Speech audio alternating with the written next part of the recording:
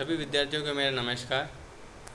मैं नरेंद्र सिंह शेखावत, सहायक आचार्य, भूगर्भ शास्त्र, राजकीय मीरा कन्या महाविद्यालय, उदयपुर से सभी विद्यार्थियों का आज के लेक्चर में स्वागत है। विद्यार्थियों, पिछली कक्षा में हमने सैंडस्टोन के बारे में बात की थी, उसके विभिन्न प्रकारों के बारे में भी हमने चर्चा की थी। जैसे हमने क्वार्ट्ज सैंडस्टोन के बारे में बात की, आर्कोस, फेल्सपार को देखा, ग्रेवेक को देखा।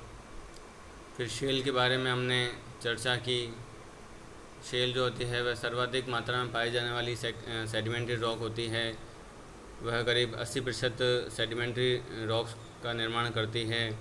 उसमें फॉसिल भी पाए जाते हैं। साथ ही ब्लैक शेल की भी हमने चर्चा की थी, जो कि आइडेंटिफायर है ऑयल एंड गैस क्षेत्रों के लिए। सी इम्पोर्टेंस की हमने बात कर ली थी। यूप्राइटिक चट्टानों को हमने देख लिया था,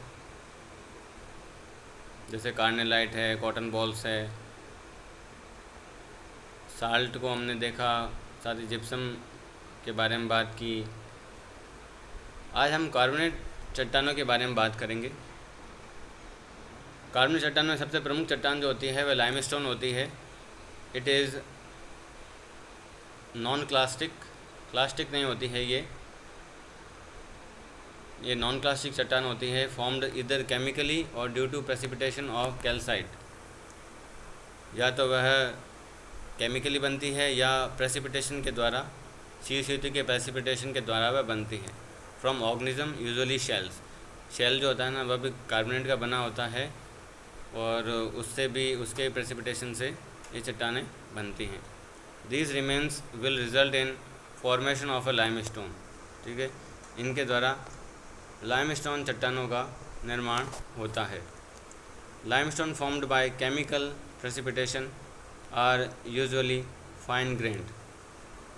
लाइमस्टोन जो कि केमिकल प्रेसिपिटेशन के द्वारा बनती है वह मुख्य रूप से सूक्ष्म कणी होती है, जबकि ऑर्गेनिक लाइमस्टोन जो होता है वह उनकी जो ग्रेन साइज होती है वह डिपेंड करती है किस प्रकार का ऑर्गेनिज्म है जिसके द्वारा उनका निर्माण किया जा रहा है। Chalk, it is made up of foraminifera. Chalk जो होती है फोरामिनीफेरा के द्वारा बनी होती है and is very fine grained fossiliferous limestone. ठीक है ना, फॉसिलिफेरस लाइमस्टोन चॉक जो होती है फोरामिनीफेरा के द्वारा बनती है, बहुत ही फाइन ग्रेन्ड होती है। और fossiliferous limestone which medium to coarse grained, जो कि मध्यम से बड़े कणों वाली होती है। As it is formed out of cementation of shells. फिर हम चॉक की बात करते हैं। Use as a building stone and in manufacture of the lime. Chalk का जो केमिकल फॉर्मूला क्या होता है, वो मैग्नीशियम कार्बोनेट होता है, MgCO3 होता है। इसका यूज़ हम बिल्डिंग स्टोन में कर सकते हैं आप इसका यूज़, और साथ ही कार्बन लाइम के निर्माण में, लाइम का केमिकल फॉर्मूला होता है CaO, साथ ही CO2 के निर्माण में और सीमेंट के निर्माण में इसका यूज़ किया जाता है। Massive and compact limestone are competent to support CE structure. Massive compact limestone जो होते हैं वे जो सिविल इंजीनियरिंग प्रोजेक्ट होते हैं, स्ट्रक्चर्स होते हैं, उनको सपोर्ट करते हैं, जैसे कि टनल है या फिर कोई हाईवे है या कोई डैम है। However it is occur in huge thickness, then it is not advisable because of its typical caving structure.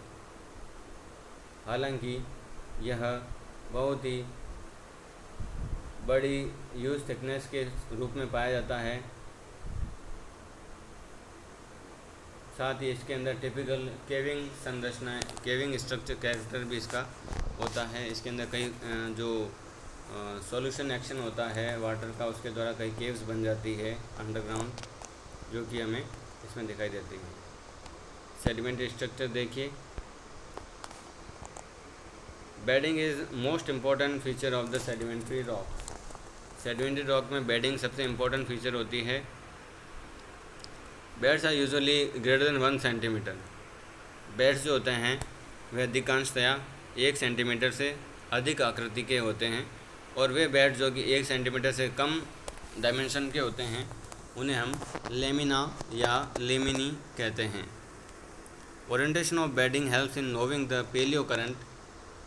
जो बेडिंग का ओरिएंटेशन है वह पेलियो करंट को ज्ञात करने में उसका यूज़ किया जाता है।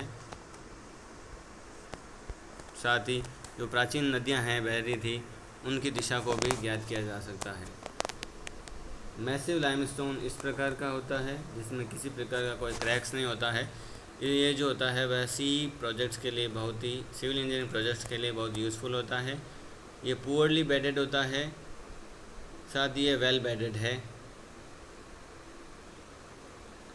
आगे हम चलेंगे ग्रेडेड बेडिंग के बारे में।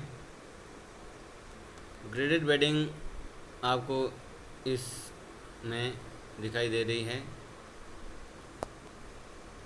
इसमें ग्रेडिंग होती है। सबसे जो कोर्स ग्रेन है, जो सबसे बड़े आकार का ग्रेन होते हैं, सबसे आधार में एकत्रित होते हैं।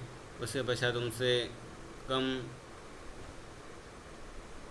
ग्रेन होते हैं। साथ ही जब हम ऊपर की ओर चलते हैं तो जो कणों की फाइननेस है वह बढ़ती जाती है। ठीक है, इस प्रकार कणों का बड़े से छोटे क्रम में जमाव ग्रेडेड बेडिंग कहलाता है। इसका यूज़ जो होता है ना, टॉप और बॉटम यूज़ आइडेंटिफाई करने में भी किया जाता है। Medium course Sandy litho unit, cross stratified fine Gravely litho unit. इसमें बताया गया है कि ये मीडियम ग्रेन की लिथो यूनिट है, कोर्स सैंडी लिथो यूनिट। ठीक है, इसमें क्रॉस स्ट्रेटिफिकेशन दिखाया गया है, क्रॉस स्ट्रेटिफिकेशन है इसमें। साथ ही ये जो है वह फाइन ग्रेवल लिथो यूनिट दिखाई दे रही है। आगे चलते हैं हम। ये laminated layers of fine silt and clay इसमें दिखाई दे रही है। और साथ ही ये जो बेडिंग है वह बता रही है कि फ्लो किस दिशा में था। यह सैंड ड्यून है, टिपिकली क्रॉस स्ट्रेटिफिकेशन इसमें भी दिखाया गया है, और हवा की गति की दिशा भी हम इसके अंदर देख सकते हैं। ये रिपल मार्क्स है। आपकी छतों पर जो पट्टियाँ लगी होती है उस पर भी ये अधिकांशतया दिखाई देती है, इस प्रकार के रिपल मार्क्स। ये प्राचीन काल में नदियों के बहाव के द्वारा ही इस प्रकार की संरचनाएं बन जाती हैं जिन्हें हम रिपल मार्क्स कहते हैं, और जो कि पेलियो करंट की दिशा को भी बताती हैं।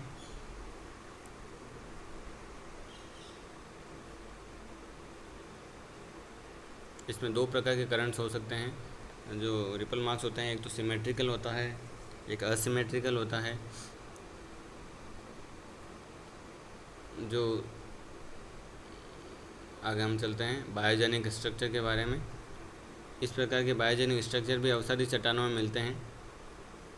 ये किसी प्रकार की जो परजीवी होते हैं या कोई फॉसिल एक्टिविटी होती है उसके द्वारा इन बायोजेनिक संरचनाओं का निर्माण होता है। कई बार क्या होता है कि कोई प्लांट लीफ आती है उसके द्वारा भी हो सकता है, या किसी पक्षी के चलने के निशानों के द्वारा फुटप्रिंट्स बन जाते हैं, तो वो भी बायोजेनिक संरचनाओं में आते हैं। साथ ही इसके अंदर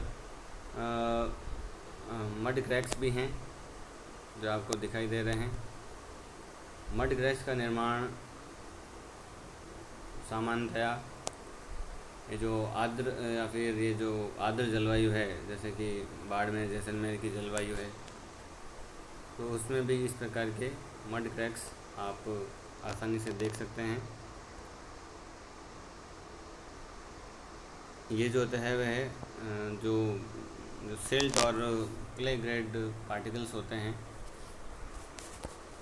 वहाँ इनका निर्माण अधिकांशतया देखा गया है। और इसके अंदर भी कई बार इम्प्रिंट्स के निशान पाए जा सकते हैं। कई बार इसके अंदर बायोजेनिक संरचनाएं भी इसके अंदर हमें देखने को मिलती हैं।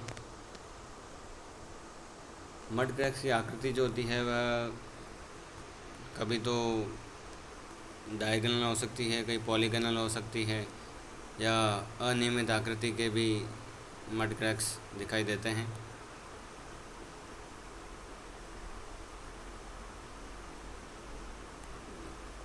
जहाँ पर पानी का जमाव हो जाता है और पानी के वाष्पोत्सर्जन के द्वारा इस प्रकार की कई बार जो परतें हैं वह भी उखड़ी हुई दिखाई देती हैं रेगिस्तानी इलाकों में, तो उन्हें भी हम मड क्रैक्स की श्रेणी में ही रखते हैं। ये एक चट्टान दिखाई गई है जिसके अंदर आपको मड क्रैक्स देखने को मिल सकते हैं कि चट्टान ये जो है वह रिसेंट मड क्रैक्स है, और जब मड क्रैक्स लाखों वर्षों के दौरान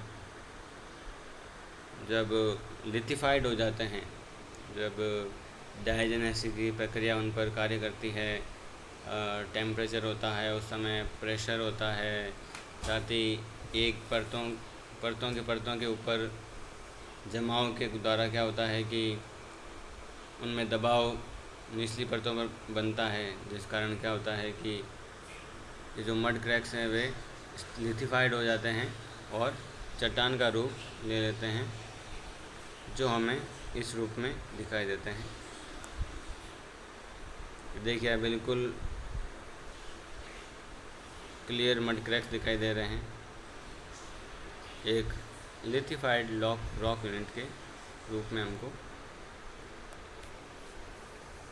आज सेडिमेंट्री क्लास के लेक्चर में इतना ही। आगे कक्षाओं में हम अगली चर्चा करेंगे। धन्यवाद।